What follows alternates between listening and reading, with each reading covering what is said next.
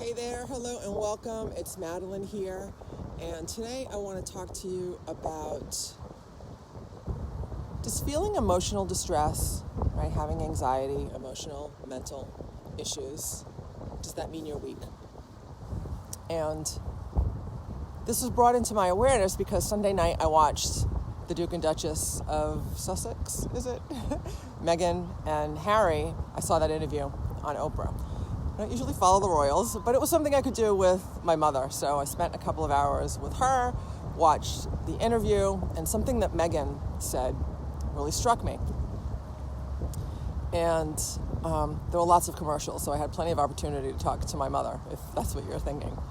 But something that Meghan said really struck me and hit home for me, and that was that she was feeling really unwell mentally and emotionally, and she didn't feel that she could ask for help because she felt it was a sign of weakness, right? That she wanted to be strong for her husband and her family, and she felt that admitting that she was mentally and emotionally unwell was a sign of weakness and contradictory to her role as wife, mother, and royal, I guess, if that's a title. And I'm reminded of when I was sick with anxiety years ago, and I was working in corporate.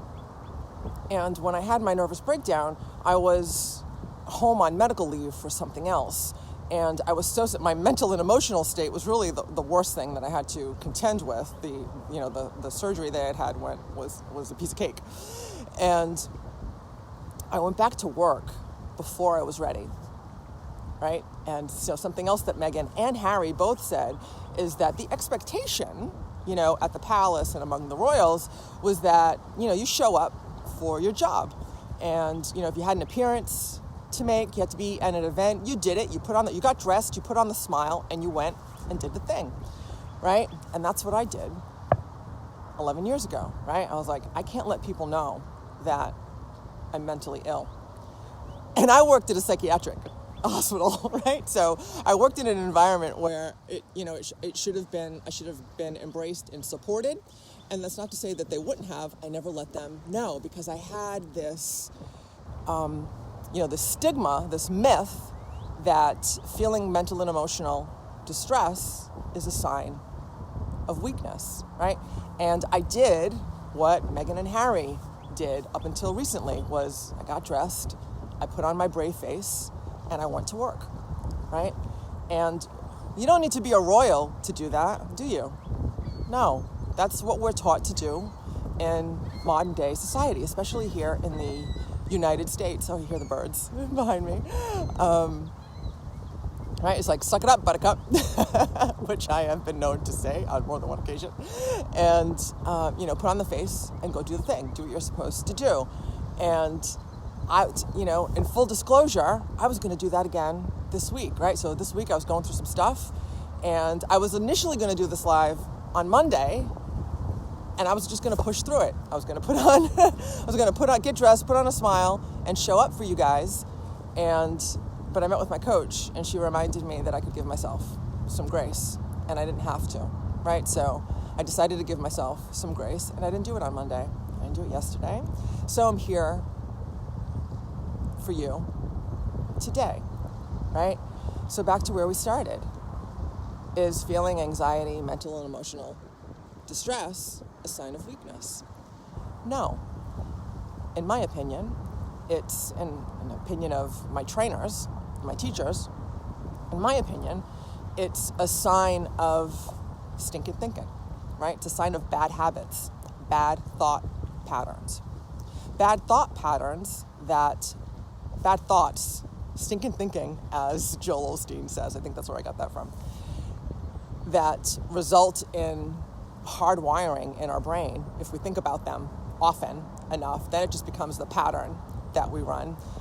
Our thoughts turn into emotions. Negative emotions turn into negative physiology in our bodies, right? And turns into mental and physical illness. So anxiety, depression, mental and emotional distress, they're not illnesses that you get, they're patterns that you run, right? So, and in order to heal them, right, we need to get at the root cause, of which I am a huge proponent, right? It's my thing.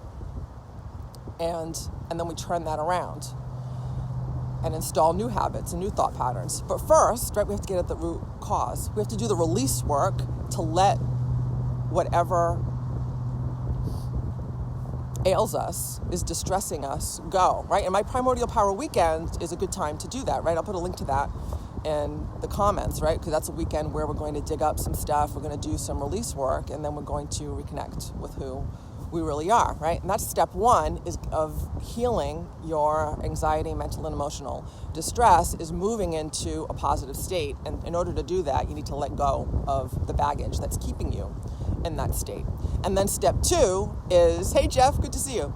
And then step two is learn new habits, right? Learn new habits and install those new habits.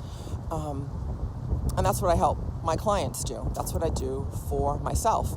And step three is, well, before I get there, right? Well, step three is get support, right? But before I go there, right? Like step one, letting the stuff go, that's the easy part, right? And then step two, integrating those changes into your body, mind, and spirit, that's the hard part, right? Because we've got these years, perhaps a lifetime of bad habits that have gotten us to the state where we are, right? So, and even me, right? Like I do this for a living. This is my jam. And on Monday, I was ready to run that old pattern again, right? Of just pushing through, showing up, putting on the brave face, and doing the thing, right? That I think I'm supposed to do, right? So, but it was my support system, my coach, that made me realize, you don't need to do that, Madeline, do you?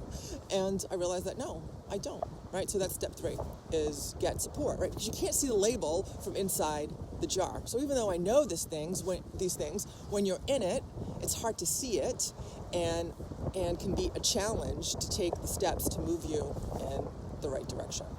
So step one, so no, it's not a weakness, it's bad habit. It's a sign of bad habits, right? Whether that be 2020, 2021, probably a lifetime of bad habits. Step one is get in a positive state by doing the release work. You can do that at my Primordial Power Weekend with me. I'll put the link in the comments below.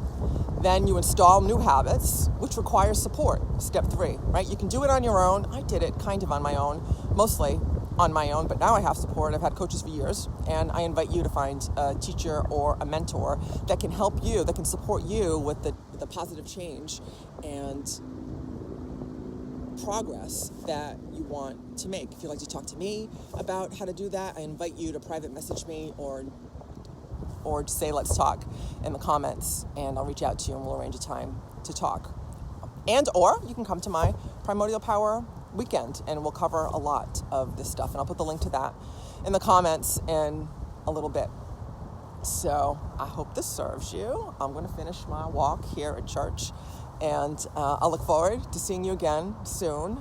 And until then, I'll see you in the gap. Namaste. Be blessed. Mwah.